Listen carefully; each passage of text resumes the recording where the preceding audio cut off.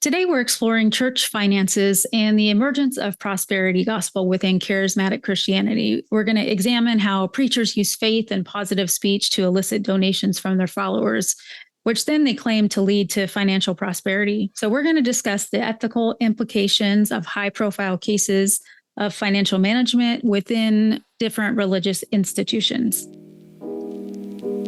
You're listening to Runions Have Layers, the podcast where two siblings explore the many layers of life and mental wellness, where vulnerability meets strength and where every shared story is a step towards self-discovery. Join us as we uncover the richness of our experiences and find empowerment in every layer.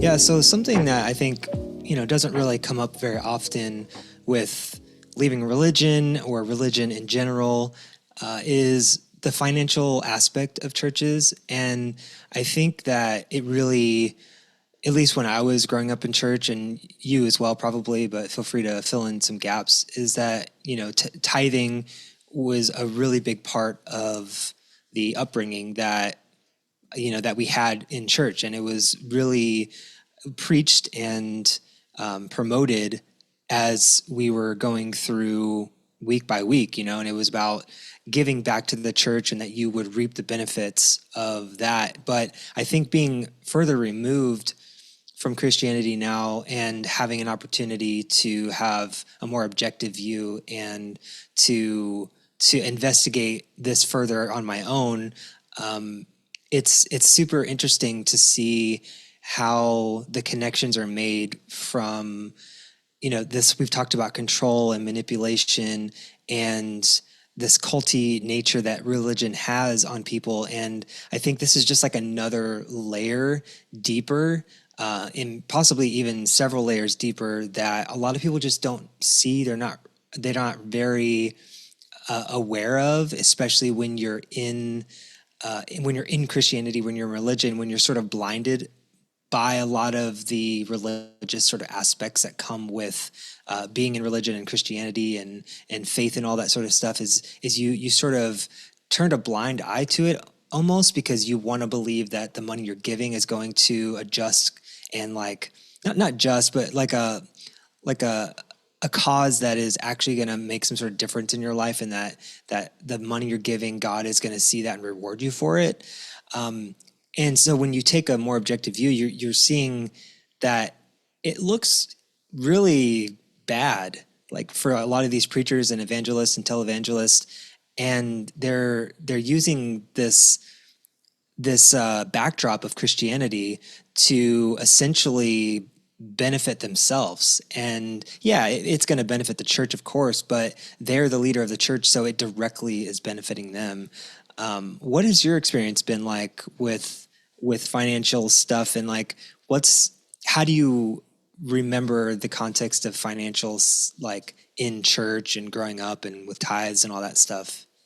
Yeah, I've been to different types of Christian churches, different denominations, and some are more geared toward the financial prosperity and things like that. But in terms of like tithing, when I grew up, I remember having to give 10 cents if I earned $1. Like it was something that was forced. It wasn't something like that was chosen or something that I did intentionally. And there was a lot of guilt and shame around it. Like if you don't tithe, then you're robbing God, because there's a verse in the Bible about, will you rob God, and to test God, see if he'll bless you, and, whatever. And so for me, there was a lot of guilt behind like, well, if I don't pay my tithes, then I'm robbing God, and I won't be blessed financially because I didn't pay my tithes and all that kind of stuff. And so it was out of like obligation. They say that you're supposed to be a cheerful giver, but how can you be a cheerful giver if you don't have the money to give, if it's really, affecting you? And the answer to that is to just have faith that God's going to, provide beyond that. And I mean, that it can be a really dangerous precedent to follow, even learning that as a kid, but especially as an adult. Like, I know people that gave up their rent money or their mortgage money or their car payment, and then ended up in an even worse situation. And that might be the exception than the rule. I don't really know. It's not like I've studied it, but I have seen it be harmful. Yeah, What about you? it's pretty incredible, like what people will do. Like you're saying, they'll give up money that they are depending on in order to, receive some sort of reward or some sort of good faith with quote unquote God, and or with their community or whatever. And there's this pressure to tithe. It's like you're saying, it's a very cultural thing, and it's a norm, especially in evangelical Christianity. Maybe not so much in other types of Christianity in different sectors, but in the way that we grew up in Assemblies of God and in that type of Christianity, for sure, there's a lot of shame and guilt, I think, around that, and that's constantly come up in our conversations, Mm-hmm. and I think those are two very important themes that are used in religion.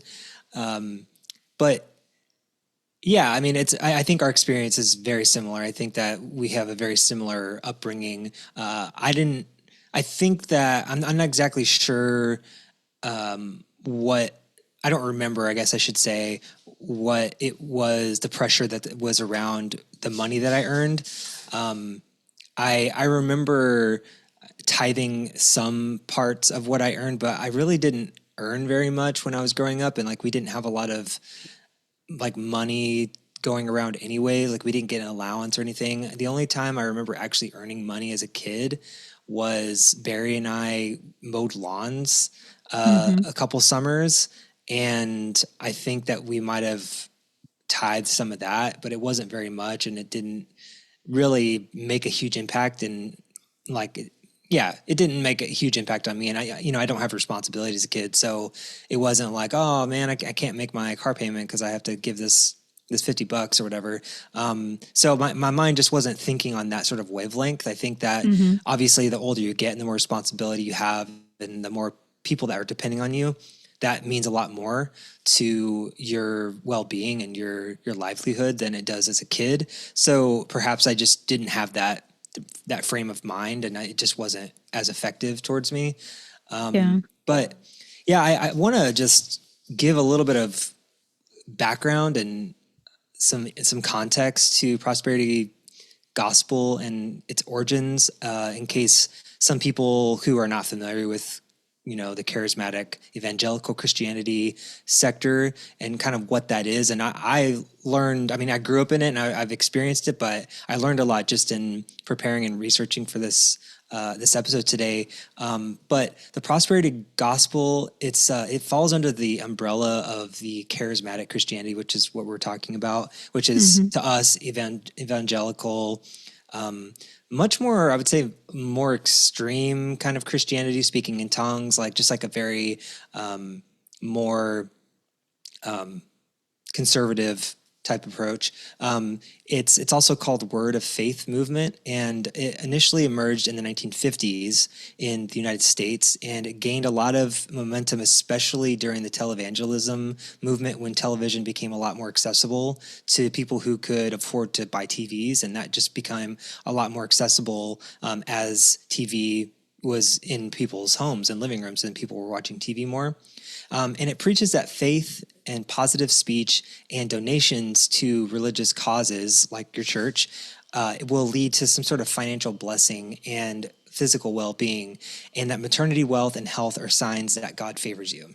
So the more you give, the more that God will favor you, essentially, is sort of what they preach.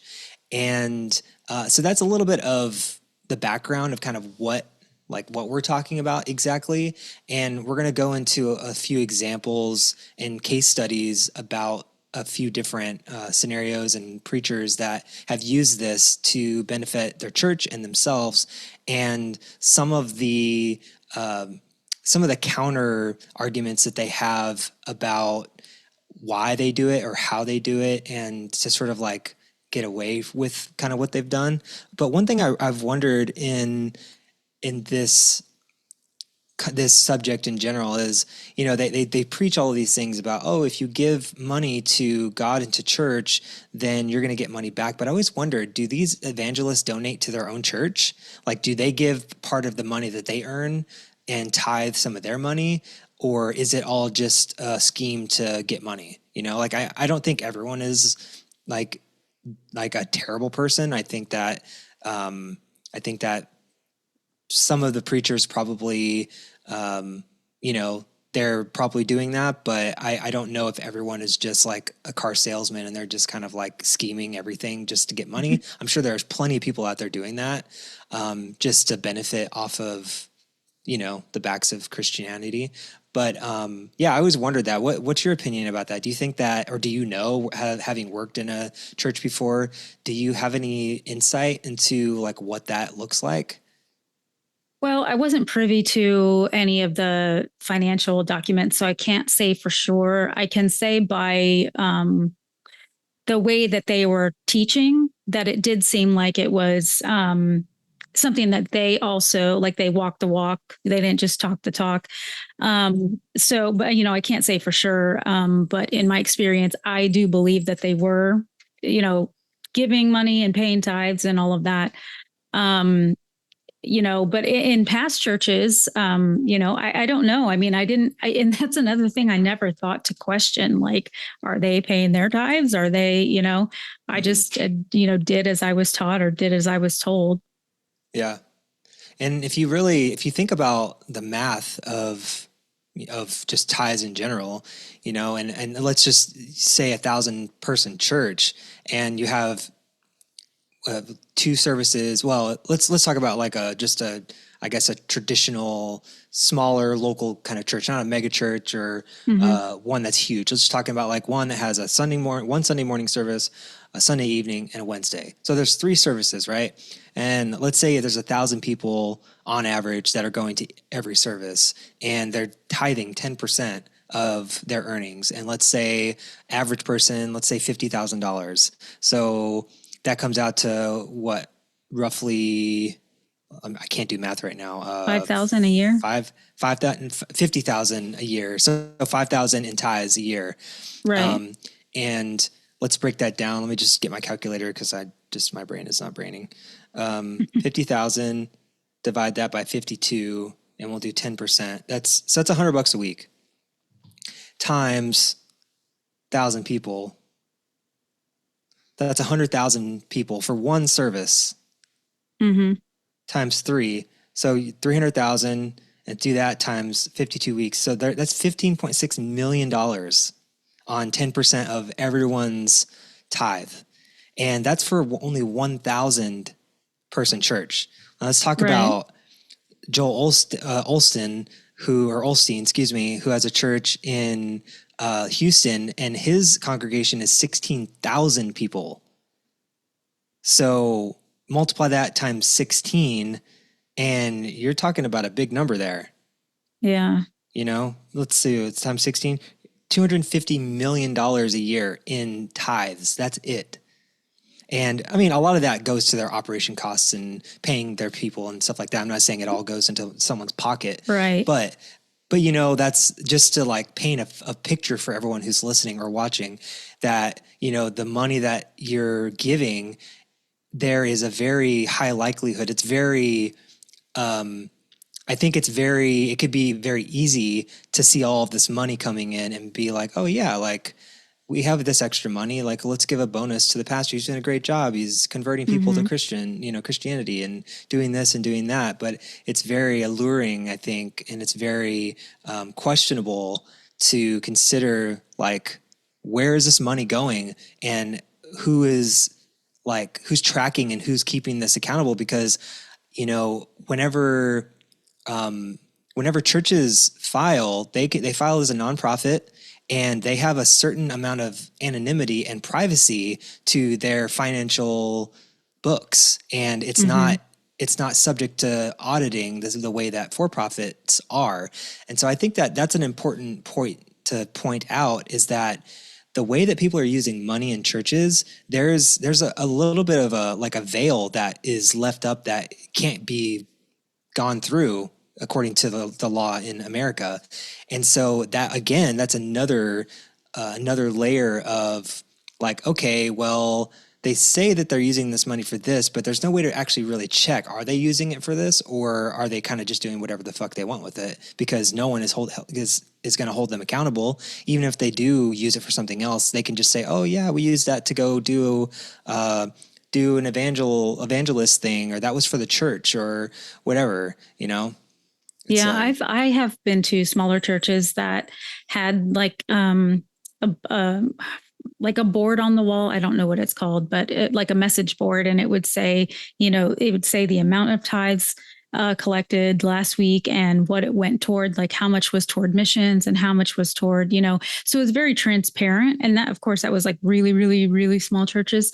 For the bigger ones, I know that there have been some that like would have board meetings either annually or, and to kind of update the congregation if there was building projects or, something like that, but not always.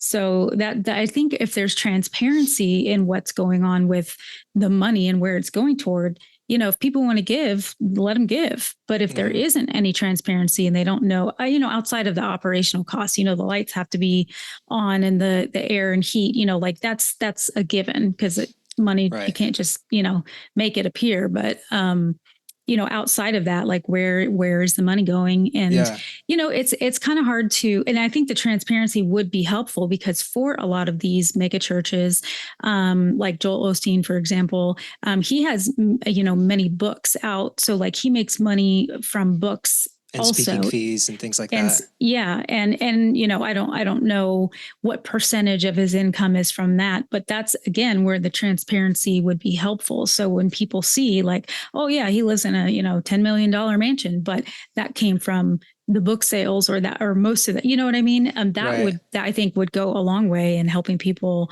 feel better about where their money's going. Yeah, I think that something about Joel Osteen is that he actually apparently doesn't take a salary anymore from the church because most of his income is coming from his other income sources, speaking fees and book fees and things like that. So, if that's true, then okay, I guess that's fine if he's not taking money from the church. But yeah, it's just the way I think about mega churches, especially, and like bigger churches, it's like the government. It's like you pay taxes, but do you really know where your taxes are going? They say, oh yeah, we're paying this much to this much, but it's like once you give the money, like it's not yours anymore. You don't have any agency over where that money's going. You can say, I want my money to go to this, but there's no saying that they're actually going to take your dollars and say, okay, we're going to assign this $100 that you give, and we're going to give it towards XYZ, just like when you pay your taxes, you can't say, oh, I want my $100 to go fix this road by my house because it sucks. They're going to use their money and they're going to use it for whatever they want, and they're going to spend it or send it to wherever it needs to go based on the needs of the country and the government and whatever, regardless of what they use it for. So that's kind of how I think of it. I think that there's probably more responsible churches out there than others. And I think that, when places have boards and like trustees and people that are actually managing the money, that's a lot more responsible. And I think that, like you're saying, the more transparency that there is, the more that it's going to make people feel at ease about where their money's going, for sure. But yeah, you mentioned like the mansion, the $10.5 million mansion that he has, but that's owned by the church. So that's not even like, that's just a tax write-off for the church. So like, yeah, it might be $10.5 million, but the church then benefits and they get a $10.5 million tax cut for the house that he lives in, even though it's his personal house, it's owned by the church. So it's like the way that pastors can leverage the laws and with the church with their tax benefits, they can buy cars, private jets, houses, whatever, and they can say, oh, it's for the ministry, and so then it gets written off. Right. So there's kind of a gray area a lot. And I think it can go both ways, but I think in the context of what we're talking about is that I think that is they're essentially, in my opinion, they're essentially using Christianity to benefit themselves. And I know that they haven't always been this successful, but once they found out that they could make money this way, like, they're benefiting the system for sure, in my opinion. Yeah. Yeah, absolutely. And another example is Kenneth Copeland, who is another televangelist who became popular, I think, I want to say in the 70s or 80s. And, he has a very opulent lifestyle. He has multiple private jets. And there's been a lot of investigations around kind of the use of his donations and the way that he lives his life, because it's very, it's very lavish and very fancy. And they say that he's worth over $750 million. And Wow. he lives in a house that's worth over $6 million, and again, owned by the church, which is a tax write-off for the church. So no taxes are paid on that. But he says, this is a quote, "A preacher of his stature and caliber needs private jets to carry out their God-given duties. Spreading the gospel throughout the world requires lavish private jets," end quote. And he says that we've brought over 122 million people to the Lord Jesus, and that he prayed about buying this new jet for the ministry. He also said things like commercial jets are, quote, "filled to the brim with demons," and has to take private jets to deliver the gospel. He says he calls commercial planes a long tube filled with demons, and it works on your heart. It really does. And oh my gosh. yeah, seriously, that's a quote. There is a board for his church, but he has veto power with the board. So essentially whatever he says goes. And he can make whatever decision about finances that he wants to. And so the board is just kind of like makes it look good that like, oh no, there's a board and, we make decisions together. But essentially he can say, no, I don't want to do that. We're going to do this. And he can just make kind of whatever decision that he wants. It's just there to make it appear like there's accountability, but there really isn't Exactly. any. Right. Exactly. Yeah. Nail on the head. Yeah. Another example is Creflo Dollar, which I don't know if that's a real name or not, but It is. He's he's the founder of World Changers Church, and he has also faced a bit of backlash. He asked his congregation for donations to buy a $65 million private jet. He said the plane that he was flying was over 30 years old, and he knew it was time to start believing God for a new airplane. It's called Project G650, and essentially, I guess there were a couple incidents with the plane that he was flying, and they have locations like 6 or 7 offices around the world, and he essentially flies to all these different countries to do evangelism or whatever. So that's like his main form of transportation. So I can understand why it's important for him to have a working plane that he's able to go and do these things. I totally understand that motive. But they always, I feel like there's always opportunities for people to spin the motive or spin the story and the narrative on this to ask for more money. And he was quoted in one of his sermons saying, quote, if they think if they're going to discover life on Mars, and if you think a $65 million plane was too much, they're going to need to hear the gospel, and I'm going to have to believe God for $1 billion space shuttle.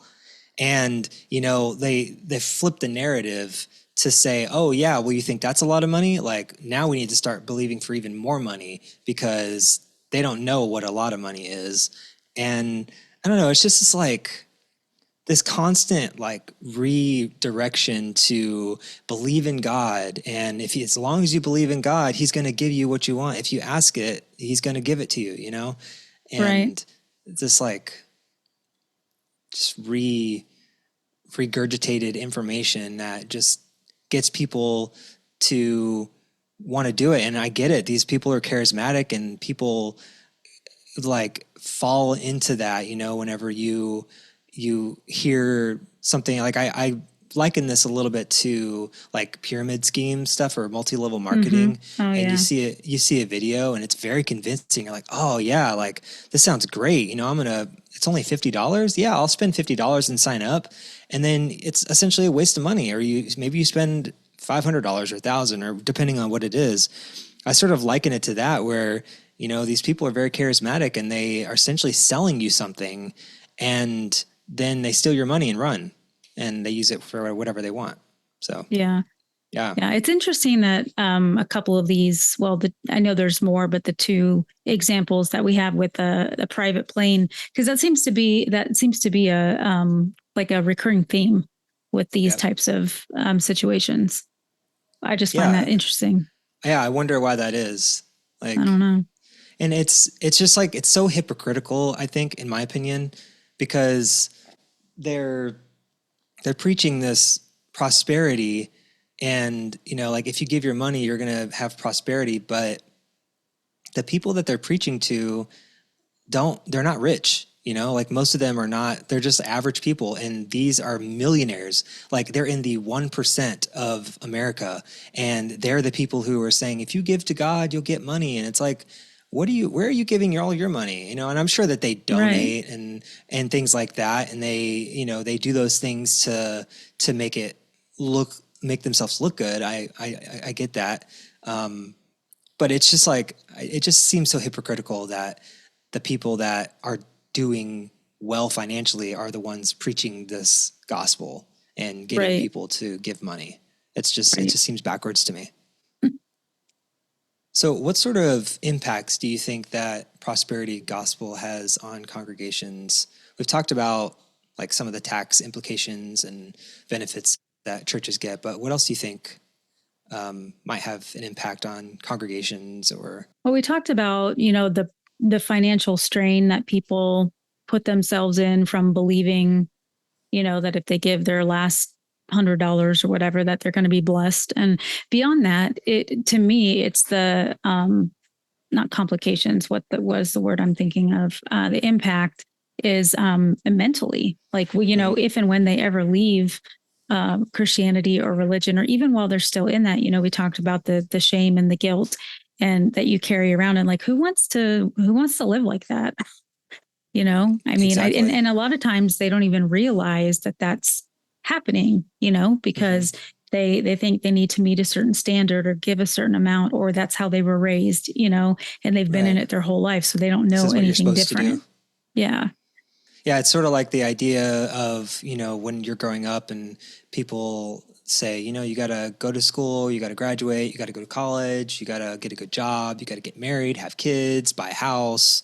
I feel like it sort of falls in line with that American Christian culture, that's sort of, like the American dream, quote unquote. I think this Mm-hmm. is sort of falls in line with like those values of like, oh yeah, you go to church every week and you give tithes. Like that's just kind of like part of American life. I feel like it's just a very American thing. So I think Yeah. if there's anyone listening like abroad in international countries, or maybe you're not from America, I think you have a different context and things that are informing religion in another part of your culture. But since we're an American society, like that's our context. I think that is very an American thing, and it falls into that like quote unquote American dream that people hear a lot about that doesn't really exist. Yeah. I'm glad you brought up other cultures and other parts of the world, because a lot of things that I had heard in the past is, prosperity gospel doesn't work for, you know, third world countries or countries that are, poor, or people that don't have money. I mean, think about like if the gospel, or if the Bible is supposed to be true all the time everywhere, then it would work everywhere.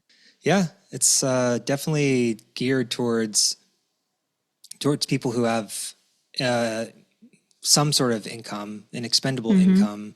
Yeah, I mean, because how are you going to be able to capitalize on people who don't have money? You just Right. can't. And unfortunately, that a lot of like that's why poor communities don't really have churches or big churches. It's very much about community and relying on each other. than it is about this like posturing that you do when you go to church. And we've talked about how it's sort of performative, and Mm-hmm. there's this different version of you when you're going to church, and like how you have to act and how you have to talk and how you have to carry yourself, and just like all these different things. And I think that with prosperity culture, that has been baked in to what that is when you have to go to church every week, and like you're a part of this this movement and this culture. I think that's all a part of what that is. So let's talk a little bit about the misuse. Like if someone is going to take money and they're going to use it for different things, there's been a couple specific scandals and controversies that come to mind when talking about misuse of money. And the first one is Brian Houston, who was the founder of Hillsong in Australia, and another one is Jim Baker of PTL Club, which is Praise the Lord, is what PTL stands for. And Hillsong recently, there's a whole documentary on Netflix, if you're interested in watching it, that sort of goes deep down in what the investigation was. But yeah, essentially they've been involved in all kinds of financial mismanagement and misusing church funds and using it for personal trips and expenses. And there's all kinds of sexual implications to a lot of the things that I'm not really going to go into, but there's a huge web of things that are absolutely not in the public eye. At least it wasn't for a long time. Probably, yeah, more private jets, of course, because that's just what, that's what pastors want to buy with all the money they get is private jets.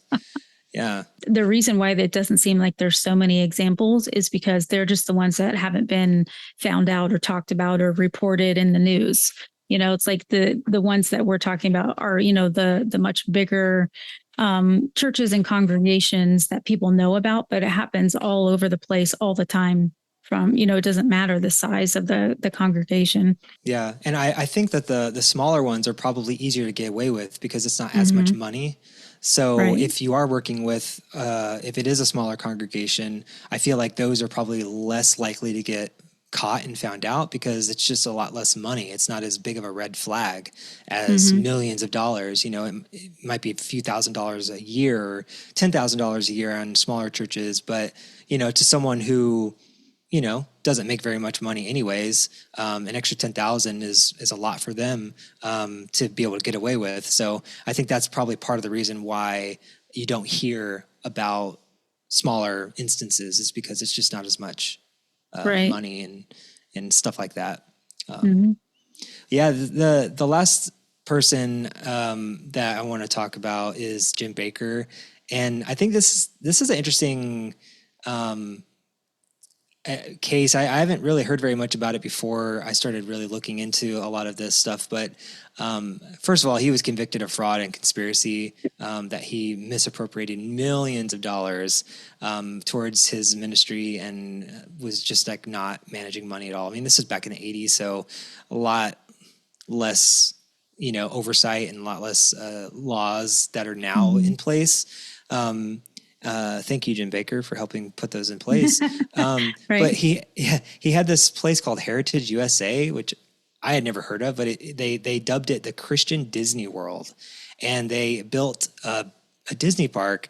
And this is a quote from one of their like chief of whatever, I don't remember what, but he said, I guess it's past tense. Yeah. We had more than Mickey Mouse. We had salvation. That was the quote he said. So that's what people came for? Yeah, it was a place where people from his ministry could go on vacation. It would be like a Christian thing, which I think is just fine. Whatever, if you want to create an alternative, I think that's perfectly acceptable to create an alternative that is geared towards that. But it just shows you the lengths that people go through to make that happen. Yeah, for sure. One thing I was thinking of is one of the most, I don't know, egregious things is the people that say like, and I think more about televangelists than like pastors, but saying that you have to pay a certain amount of money to receive healing, or if you like, what was his name? Rod Parsley. I think he's still on TV, but he was talking about these prayer cloths that were specifically anointed, like in Israel or something like that. And then on the cloth itself, the tag said like made in China. Oh Or, my you know, and gosh. there's nothing wrong with something being made in China. I'm just saying that it was a total scam, Sham. a Yeah. complete scam. Yeah. And Yeah. this prayer cloth was supposed to be anointed with the healing power of, whatever. And then that itself, having like an object, goes back to the witchcraft discussion that we had, which is funny because, just the way people believe certain things. Right. But when you're in it and when you're desperate, specifically for healing, you'll grasp onto anything, Yeah. any kind of hope. Yeah. And I think what's really funny about this prosperity culture thing is that, they feel compelled to prioritize tithing through, conviction or obligation or whatever that is for them. And it leads to, like we're saying, a financial strain, and it essentially does the opposite of giving someone prosperity. It actually creates less prosperity and it diminishes expendable income, leading to less financial growth. Because that 10% of your tithing, you could use that to do other things. You could save it and put it in a savings account that earns interest. You could put it in the stock market. You could put it in bonds. You could invest it into a business. You could do whatever the hell you want with it, and you could grow your money. And but this idea of, just have faith and God will give it back to you 100-fold. That's like I said earlier, it's sort of like those multi-level marketing schemes where they sell you this idea of, oh yeah, you can be on the beach and not have to do anything. You can travel the world if you just give us $50. And it's so easy. Anybody can do it. And it's like, if anybody could do it, then everyone would be doing it. And it's just this idea that creates prosperity. It, in my opinion, just totally does the opposite of what they preach. Yeah. Yeah, I agree. Thank you for joining us and peeling back the layers today. If you enjoyed this podcast and you'd like to support it, please share it with others and please leave a review, like, subscribe, all that jazz. For more information about us, you can visit runionshavelayers.com, where you can find how to get connected with us and find resources mentioned in our episodes. Bye for now.